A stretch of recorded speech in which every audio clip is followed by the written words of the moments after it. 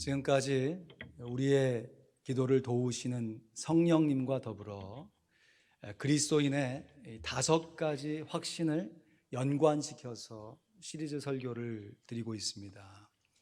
구원의 확신으로 시작된 우리의 확신은 언제나 기도 응답의 확신으로, 승리의 확신으로, 사죄의 확신으로, 그래서 마침내 인도의 확신으로 연결되고, 그렇게 연결된 인도의 확신이 다시금 우리의 구원의 확신을 견고하게 함으로 말미암아 우리가 이 땅 가운데 하나님의 은혜를 누릴 뿐만 아니라 믿음으로 한 세상을 살아 하나님 앞에 영광을 돌릴 수 있습니다.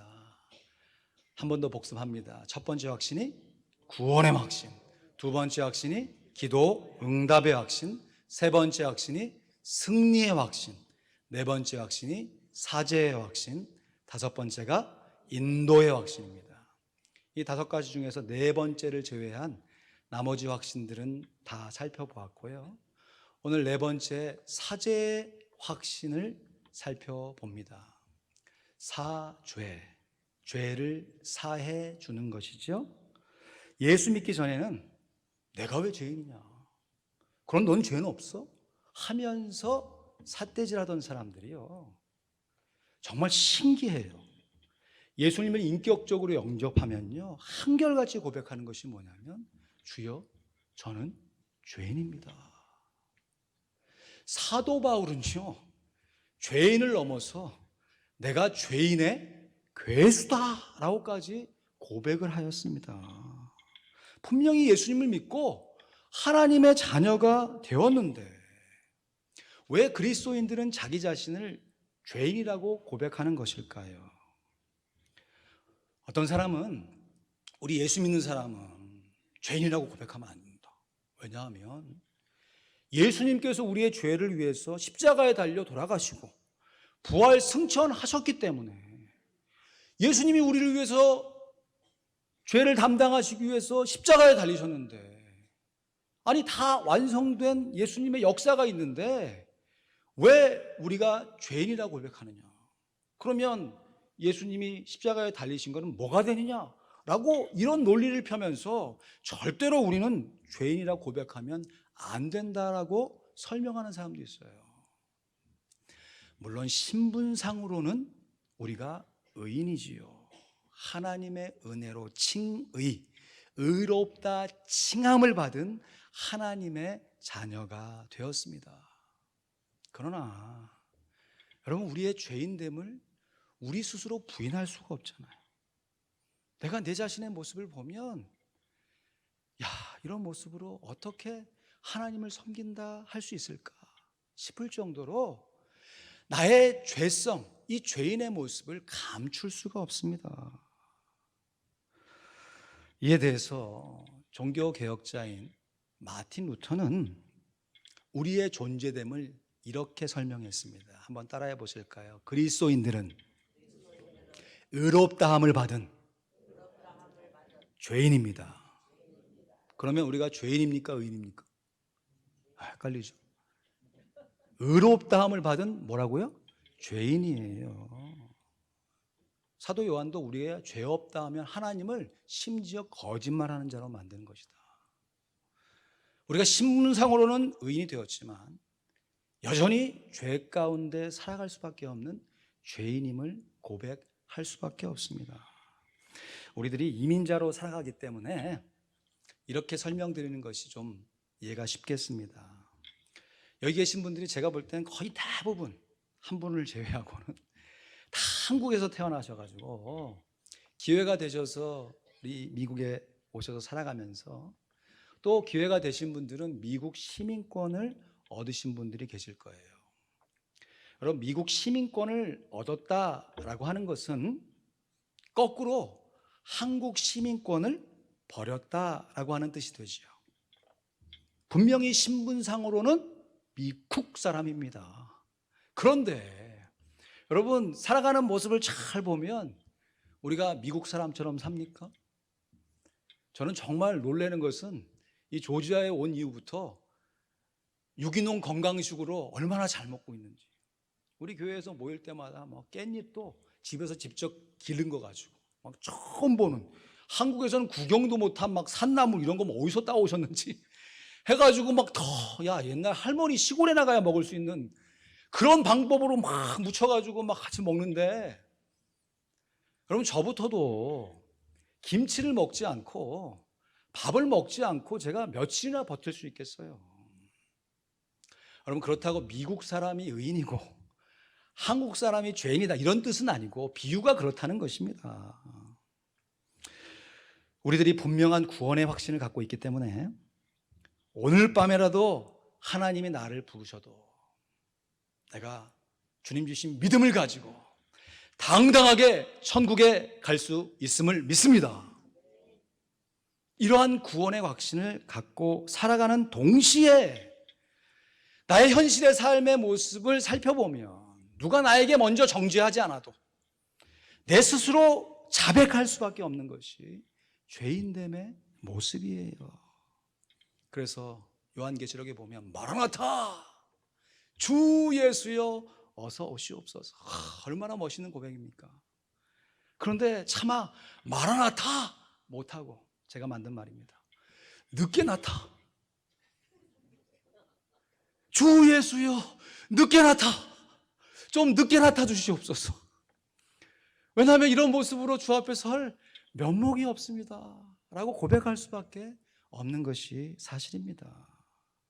그래서요, 우리들 이 세상에 살아가면서 우리들이 해야 할 여러 가지 신앙생활의 모습 중에서 정말 빠지지 않고 반드시 해야 할 것이 회개하는 것입니다. 나의 죄인됨을 하나님 앞에 자백하여 고백하는 것이에요. 우리가 예수님을 처음 믿을 때 회개하여 주 예수 그리스도를 나의 구주로 영접하는 회개뿐만 아니라 내가 예수님을 믿고 살아가는 과정 가운데 나의 죄악된 모습을 하나님 앞에 인정하여 드리는 회개의 기도를 드려야 하는 것이에요. 오늘 함께 읽은 마태복음 18장 19절 말씀도 이러한 관점에서 해석하고 적용해야 할 말씀입니다. 오늘 보면 다시 한번 보실까요? 예수님께서 말씀하신 것이지요. 마태복음 18장 19절에 진실로 그랬습니다. 예수님이 진실로 거기다가 다시 그랬어요. 그러니까 예수님이 하신 말씀이 참되고 앞에서 하신 말씀을 다시 반복해서 하신다는 의미이지요. 그러면서 너희에게 이르노니 너희 중에 두 사람이 땅에서 합심하여 무엇이든지 구하면 하늘에 계신 내 아버지께서 저희를 위하여 이루게 하시리라 하셨습니다. 너희 중에 두 사람이라고 했으니까 지금 이 말씀이 제자들에게 하신 말씀이거든요. 제자들 중에서 두 사람이 땅에서 합심하여 무엇이든지 구하면, 다시 말해 기도하면 하나님께서 응답하시리라는 기도 응답의 약속의 말씀입니다. 그러면 왜 제자들 중에서 두 사람이 합심하여 기도해야 하는 상황을 말씀하시는 것이겠습니까? 구약 율법에 의하면요, 어떤 사람의 죄를 정할 때, 정죄할 때 반드시 한 사람이 다른 한 사람의 죄를 정죄하지 못하도록 했습니다. 왜냐하면 한 사람만 정죄하면 그 정죄받는 사람의 입장에서 보면 그 정죄하는 사람이 죄를 범해서 거꾸로 모함할 수 있기 때문에, 그래서 죄를 정죄할 때는 반드시 두세 사람 이상의 사람들이 한 사람의 죄를 정죄하면 그 죄가 정죄되는 것으로 했어요. 나름 합리적인 방법이지요. 그래서 오늘 본문 앞 구절로 조금 올라가시면요, 마태복음 18장 15절에서 18절 말씀을 제가 봉독해 올립니다. 눈으로 따라 읽으시죠. 내 형제가 죄를 범하거든 가서 너와 그 사람과만 상대하여 권고하라. 만일 들으면 내가 내 형제를 얻은 것이요 만일 듣지 않거든 한두 사람을 데리고 가서 두세 증인의 입으로 말마다 증참케 하라. 만일 그들의 말도 듣지 않거든 교회에 말하고 교회의 말도 듣지 않거든 이방인과 세리와 같이 여기라. 진실로 너희에게 이르노니 무엇이든지 너희가 땅에서 매면 하늘에서도 매일 것이요 무엇이든지 땅에서 풀면 하늘에서도 풀리리라. 아멘. 그러니까 우리가 우리의 죄인됨을 자백하여 드리는 회개의 기도의 수준이 자기 자신의 죄를 회개하는 수준에 머무는 것이 아니라 다른 사람의 죄를 대신 회개하는 수준까지 자라갈 수 있어야 한다는 것이죠. 그거에 대한 연장선의 말씀으로 예수님께서 다시 강조하여 오늘 본문 말씀을 하신 거죠.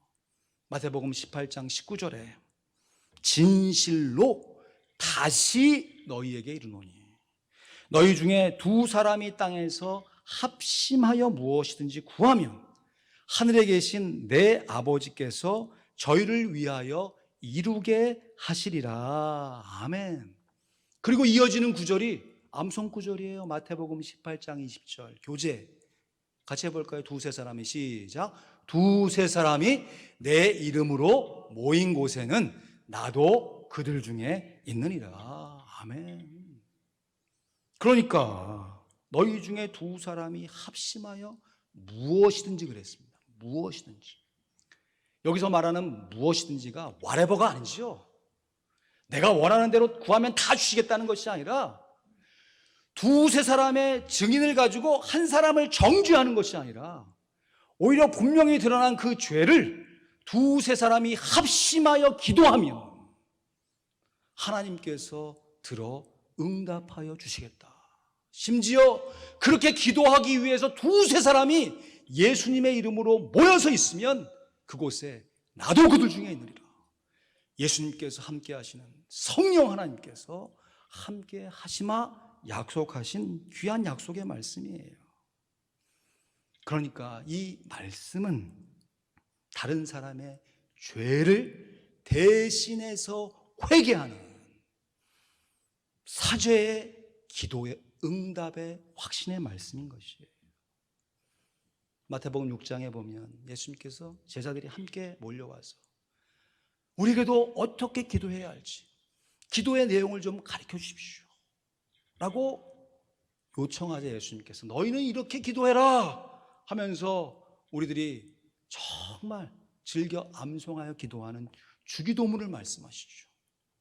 여러분 주기도문입니다. 중간에 기도를 빼면 뭐가 나와요? 주문만 남아요. 주문만. 여러분 이 주문은요 여러 다른 종교에서도 그냥 나 물건 풀 하면서 뭐 많아요. 관 뭐 하면서 많다고요. 아무 의미 없이 중얼거리는 주문으로 주신 것이 아니라 분명히 기도하라고 주신 것이에요. 그것도 주님께서 가르쳐 주신 기도문이에요. 하나님을 아버지라 고백하죠. 하늘에 계신 내 아버지가 아니라 누구 아버지? 우리 아버지라 고백합니다. 그러면서 하나님의 나라가 이 땅 가운데 내 심령 가운데 임할 수 있도록 기도하고요. 대개 나라와 권세와 영광이 아버지께 있습니다. 고백하면서요. 이어지는 구절이 뭔지 아십니까? 너희가 사람의 과실을 용서하면 너희 천부께서도 너희 과실을 용서하시려니와 너희가 사람의 과실을 용서하지 아니하면 너희 아버지께서도 너희 과실을 용서하지 아니하시리라. 한번 확인해 보겠습니다. 마태복음 6장으로 가보시죠. 우리 6장 주기도문은 잘 아시니까 우리 13절부터 15절 말씀을 우리 한 목소리로 같이 봉독하겠습니다. 마태복음 6장 13절로 15절 말씀 제가 봉독한 구절을 우리 다 함께 한 번 더 봉독합니다. 시작. 우리를 시험에 들게 하지 마옵시고 다만 악에서 구하옵소서. 나라와 권세와 영광이 아버지께 영원히 있사옵나이다. 아멘. 너희가 사람의 과실을 용서하면 너희 천부께서도 너희 과실을 용서하시려니와 너희가 사람의 과실을 용서하지 아니하면 너희 아버지께서도 너희 과실을 용서하지 아니하시리라.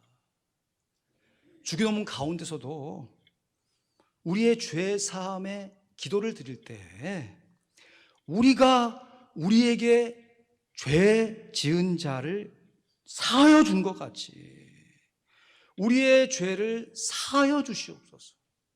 아니 거꾸로 돼야 될 것 같은데 예수님이 그것을 한 번 더 뒤집으셔가지고 내가 하나님께 죄 사함 받은 것처럼 너희도 다른 사람의 죄를 사해 준다 말씀하지 않으시고 너희들이 다른 사람의 죄를 용서해 준 것 같이 하나님께서 네 자신의 죄를 용서해 주도록 간구해라 라고 부탁하셨습니다. 여러분, 주기도문은 한마디로 용서의 기도인 것입니다. 내 자신만을 용서받는 것이 아니라 다른 사람을 용서할 수 있도록 기도하라고 주신 소중한 기도인 것이에요. 예수님께서 왜 이렇게 용서와 기도를 서로 연결시켜서 교훈하고 계신가? 살아봐서 알잖아요. 여러분, 기도 외에는요, 다른 사람의 허물과 죄를 진정으로 용서해낼 수가 없기 때문입니다. 기도 외에는 이런 유가 나갈 수가 없어요. 내가 다른 사람의 죄를 용서하리라. 다짐하고 결심하는 것도 귀하지만은요, 내가 다른 사람의 죄가 내 스스로 용서가 되어지는 은혜를 경험할 수 있어야 하는 것입니다. 이를 위해서 우리가 할 수 있는 것이 기도하는 것 맞고, 기도해야 우리의 마음이 이렇게 변화될 수 있는 것이에요. 오늘 본문으로 다시 돌아와서요, 오늘 본문이 마태복음 18장이잖아요 1절 말씀 보시면 한번 보시죠. 마태복음 18장 1절 말씀에 예수님께서 어떤 상황 가운데 오늘의 본문의 말씀을 하셨냐면요, 마태복음 18장 1절에 그때 제자들이 예수께 나와 천국에서는 누가 크니까 하고 물었습니다. 왜냐하면 지금 마태복음 18장까지 이어져 오는 동안 예수님께서 제자 훈련을 시키셨거든요. 우리 암송했잖아요. 마태복음 4장 19절 말씀하시되 나를 따라오너라 내가 너희로 사람을 낚는 어부가 되게 하리라. 그래서 베드로를 중심으로 해서 12명의 제자들이 예수님과 동고동락하면서 지금 예수님으로부터 훈련을 받아오는 중이에요. 아니 12명이면 12명 다 골고루 사용하시고 말씀하셔야 되는데 그 중에 3인방 베드로, 요한, 야고보 이 3명을 유독 귀히 여기시면서 어떤 좀 특별한 일이 있으면 이 3명을 다른 제자와 구분해서 훈련을 시켜요. 그리고 3명 중에서도 유독 베드로를 들어가지고 베드로에게 훈련을 시키시고 말씀하시는 장면이 마태복음에 곳곳에 기록되어 있습니다. 특히 예수님께서 가이사랴 빌립보라고 하는 지역으로, 평소에 예수님께서 갈릴리를 중심으로 가버나움이라는 지역에서 사역을 하시는데 이 가이사랴 빌립보까지 굳이 가서 걸어서 3일 길이에요. 제자들과 거기를 굳이 가가지고 사람들이 나에 대해서 무엇이라고 하느냐 물어요. 그때 제자들이 엘리야입니다, 선지자입니다 막 얘기할 때 다른 사람 말고 너희는, 그러니까 제자들인 너희는 나를 누구라 하느냐 물으실 때 그때 베드로가 그 유명한 신앙의 고백을 하잖아요. 마태복음 16장 16절이에요. 주는 그리스도시요 살아계신 하나님의 아들이십니다. 바요나 요한의 아들 시몬아 네가 복이 있다면서 칭찬하죠. 물론 예수님께 책망도 받기는 하지만 그 사건이 있은 이후에 일주일쯤 지나가면서 예수님께서 그 근처에 있는 한 산으로 올라가시는데 거기서 용모가 하늘에서 내려오셨던 그 성자 예수님의 모습으로 변형이 되셨어요. 그래서 그 산의 이름을 변화산이라고 그러지 않습니까? 근데 그때 함께 동행했던 제자가 베드로, 요한, 야고보 3명밖에 없어요. 나머지 9명의 제자들은요, 산 아래에서 예수님 언제 오시나 계속 기다리는데, 기다리기만 하면 괜찮은데 한 간질병 걸린 아들을 둔 아버지가 예수님을 만나겠다고 찾아왔는데 예수님은 변화살에 가시고 나머지 제자들에게 우리 아들 고쳐달라고 얘기하는 거예요. 아마 시도해봤던 것 같아요. 근데 잘 안 돼. 그때 예수님께서 마침 그때 내려오셔서 그 간질병 걸린 아들을 고쳐주세요. 그러면서 다른 복음서에 보면 기도 외에는 이런 유가 나갈 수 없다 말씀하세요.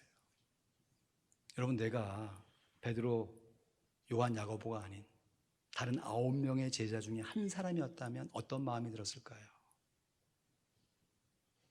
누구는 예수님하고 함께 변화산에 가서 예수님의 그 모습을 본 3명의 제자들이 얼마나 침튀기게 자기가 본 것을 막 얘기하지 않았겠어요? 야, 누구는 제자고 누구는 무리냐? 저 사람들만 예수님 데리고 가서 예수님의 모습 보여주고 우리는 이렇게 공경에 처하게 하고. 거기서 끝났으면 좋았는데 마태복음 17장 마지막에 나타난 사건이 뭐냐면요, 이 변화산에서 제자들하고 다시 가버나움으로 돌아와요. 와가지고 있는데 한 사람이 성전세를 내라고 요구를 하는데, 이 당시에 이 성전세가 유대인 남자라면 누구나 다 내야 되는 인두세 같은 거거든요. 반세겔을 내야 돼요. 반세겔. 그러니까 한 세겔을 쪼개간 반세겔이 성전세예요.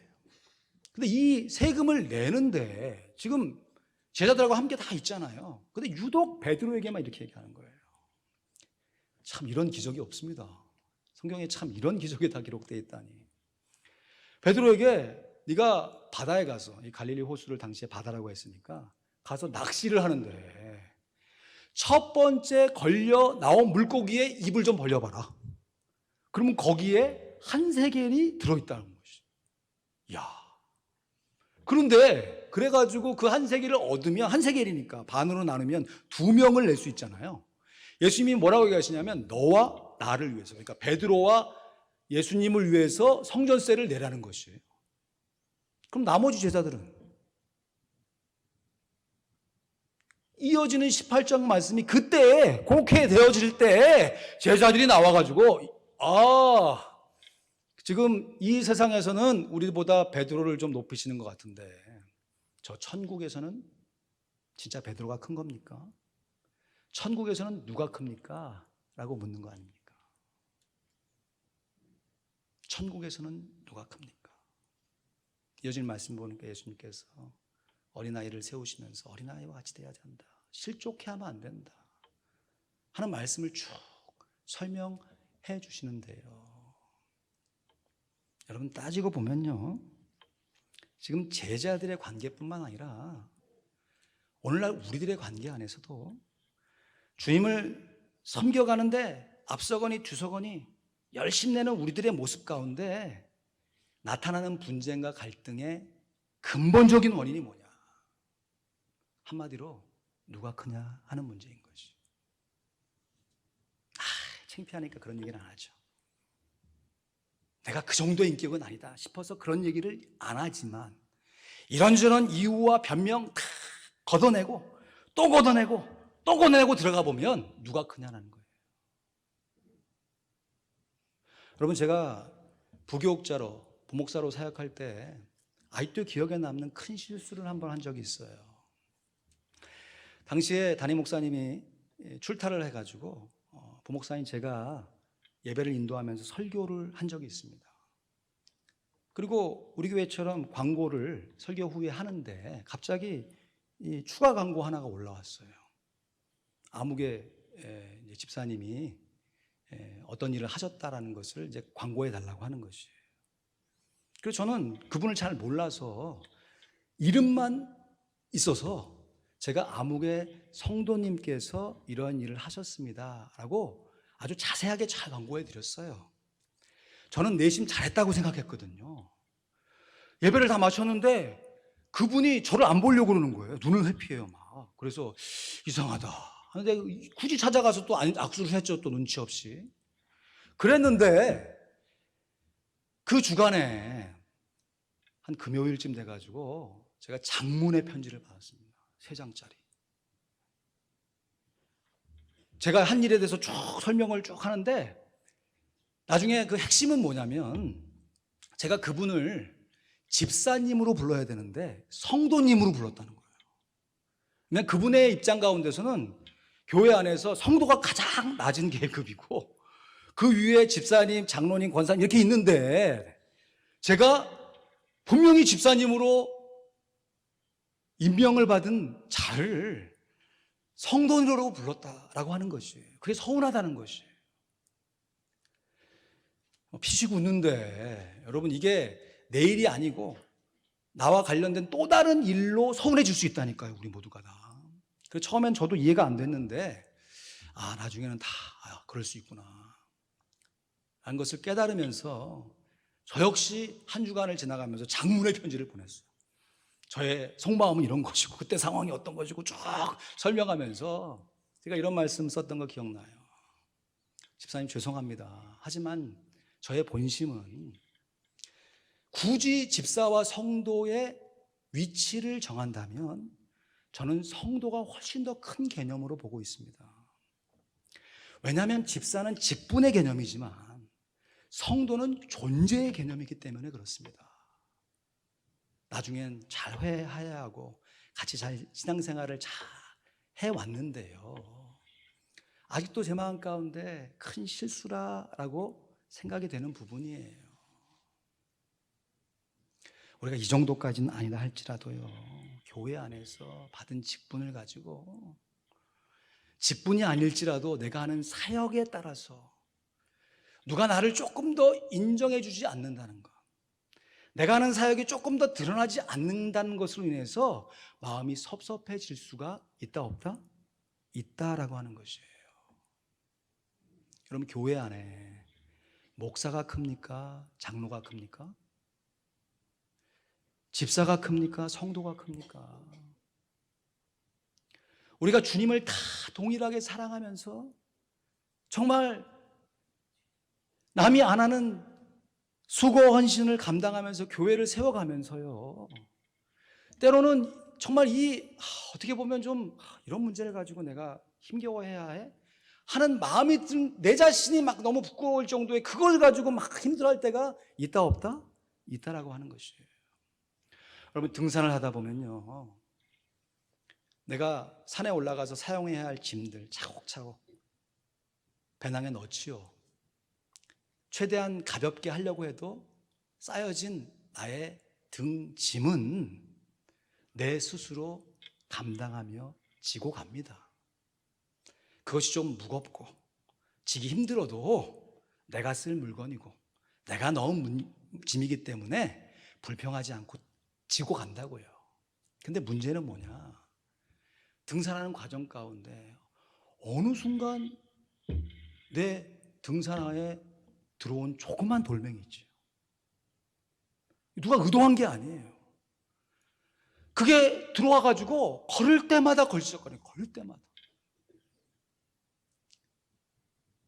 마음 같아서는 등짐 다 내어버리고 그냥 다 풀고 새롭게 출발하면 좋겠는데 함께 일행하는 사람들은 다 함께 올라가고 있으니까 나 혼자 앉아가지고 풀지를 못하고 그게 던져질 때까지, 없어질 때까지 계속 마음 가운데 근심하고 어려움을 겪는 것이 우리의 모습이에요.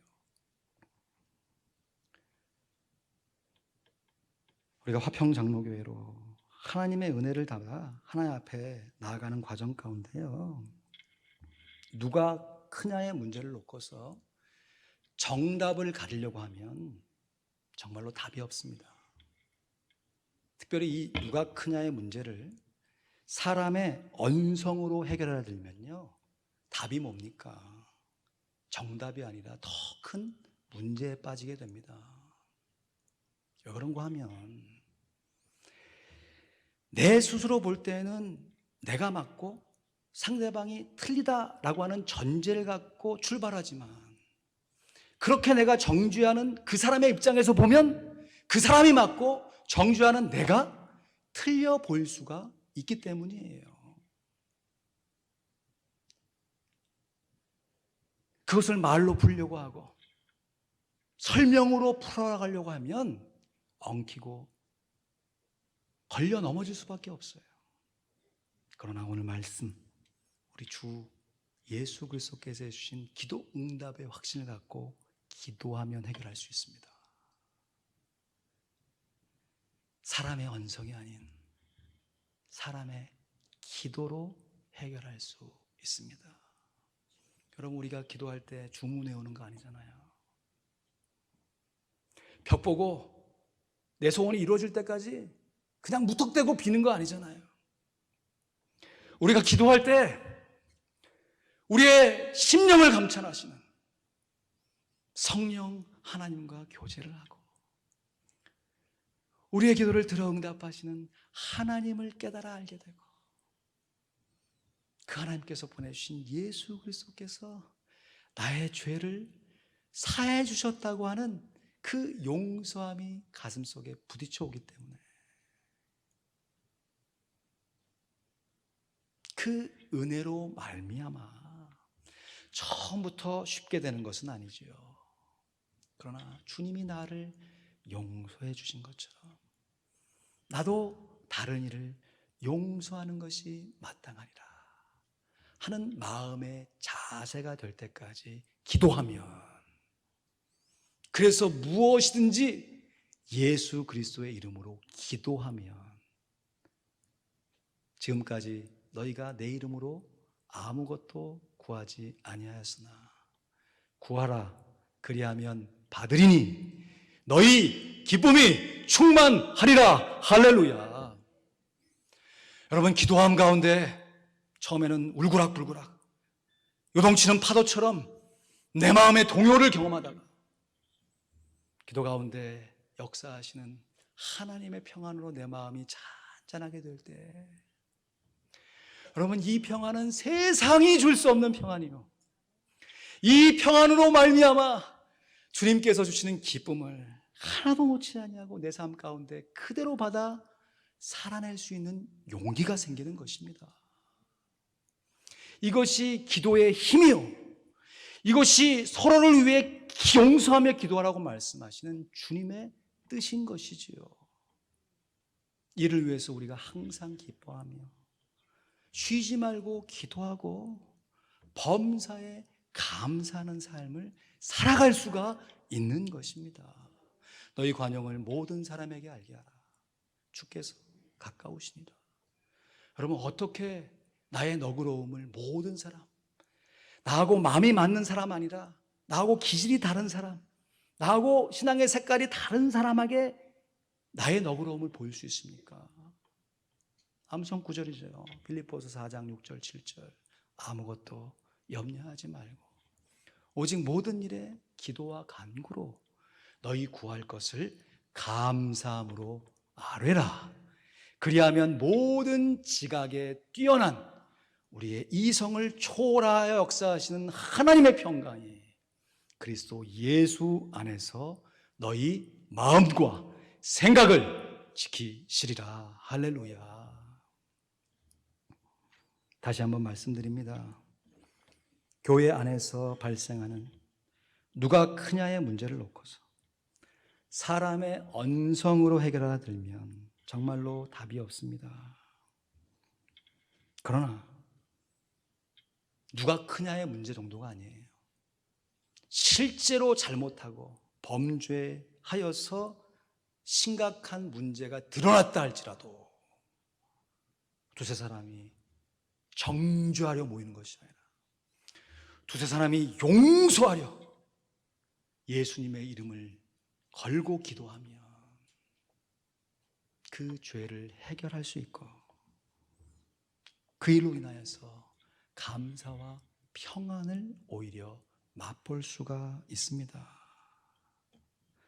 왜냐하면 사람의 언성으로 해결하지 못하는 문제를 용서의 기도만으로 해결할 수 있기 때문입니다. 성령 안에서, 그래서 어떻게 기도해야 돼요? 합심하여 기도하라. 여러분, 우리의 마음이 어떻게 합해질 수 있나요? 때로는 내 마음도 내가 추스리지 못해가지고 힘들어 어려울 때가 있는데, 이렇게 불안하고 요동하는 나의 마음을 여전히 불안하고 요동한 다른 사람 마음과 어떻게 합할 수가 있냐고요. 이를 위해 노력하고 함께 하나가 되자 이야기하는 것도 중요하지만 이를 놓고 기도하는 것입니다. 주님께서 나의 마음, 나의 생각을 하나님의 평강으로 덮어 주실 때까지, 그래서 그 평강한 마음으로 동일한 환경, 동일한 사람임에도 불구하고, 전에는 보면 마음이 어려웠는데 이제는 평강하니까 기쁘게 대할 수 있고, 전에는 그 상황이 너무 힘들어서 도망가고 싶었는데 이제는 평강하니까 그 안에서 살아갈 만하며 오히려 피스메이커의 역할을 감당할 수 있는 하나님의 사람으로 성장하고 성숙할 수 있습니다. 말씀을 맺습니다. 우리 그리스도인들은요, 언제나 확신 가운데 살아가야 합니다. 나를 구원해 주신 예수 그리스도의 공로로 인한 구원의 확신을 시작하여서 기도 응답의 확신을 가지고 남을 굴복시키는 것이 아니라 나를 굴복시키는 승리의 확신으로 살아갈 때 우리의 기도와 승리가 함께 연결되어 내 죄가 사해진 것처럼 남의 죄를 사해 줄 수 있는 사죄의 확신으로 나아갈 수 있습니다. 이러한 확신이 연습되어지고 견고해져야 우리를 인도하시는 인도의 확신을 실제적으로 맛보며 살아갈 수 있는 것이에요. 말로는 하나님 저를 좀 인도해 주세요, 저의 삶을 좀 인도해 주세요 이야기는 하는데 기도도 안 하고 자기 부인도 안 하고 용서도 안 하면서 하나님 저의 삶을 인도해 주세요, 인도해 주세요, 앞뒤가 안 맞아지는 거죠. 그러나 우리가 분명한 구원의 확신을 가지고 기도 응답의 확신과 승리의 확신과 사죄의 확신을 실제로 삶 가운데 적용하게 되면요, 하나님의 약속의 말씀입니다. 너는 내 명철을 의지하지 말고 나를 인정하라, 범사에 인정하라. 그리하면 내 길을 지도하시리라. 우리의 삶 속에서 순간순간마다 일거수일투족을 인도하시는 우리 성령 하나님의 능력을 깨닫고 체험할 뿐만 아니라 우리의 삶이 막 중구난방, 어디가 어딘지 막 헷갈리는 삶이 아니고요, 하나님께서 이 세상을 창조하셨을 때 질서 있고 조화롭게 정말 정리정돈이 잘 되어진 이 아름다운 세상을 창조하신 것처럼 우리 내면의 질서가 잡히고, 그렇게 잡혀진 마음의 평강을 가지고 우리의 삶의 규모가 생기며 우리의 삶 가운데 성실함으로 살아가 정말 한 번 살아갈 수밖에 없는 우리의 삶을 믿음으로 살아 하나님 앞에 영광을 돌릴 수 있게 되어집니다. 사죄의 확신이란 다른 것이 아니라 예수님께서 나의 죄를 사해 주셨음을 확실히 믿음과 동시에 나아가 예수님을 믿게 됨으로 얻게 된 사죄의 은총을 다른 사람을 위해서 기도하는 확신인 것입니다. 결국 사죄의 확신이란 내가 하나님의 은혜로 구원받았음을 나의 기도의 응답과 나의 승리의 삶으로 증명해내어 하나님의 인도하심을 실제적이고 구체적으로 받을 수 있는 하나님께서 허락하신 아름다운 약속의 확신입니다. 우리 모두가 기도하되, 우리 모두가 성령 안에서 기도하되 성령 안에서 합심하여 기도하여 하나님께서 우리의 죄를 용서해 주신 그 사죄의 확신을 분명히 가질 뿐만 아니라 우리도 다른 사람의 죄를 억지로 용서하는 것이 아니라 자원하여 용서해 줄 수 있는 하나님의 귀한 자녀들의 삶을 아름답게 누려갈 수 있기를 우리 구주 예수 그리스도의 이름으로 간절히 축원드립니다. 아멘. 기도하겠습니다.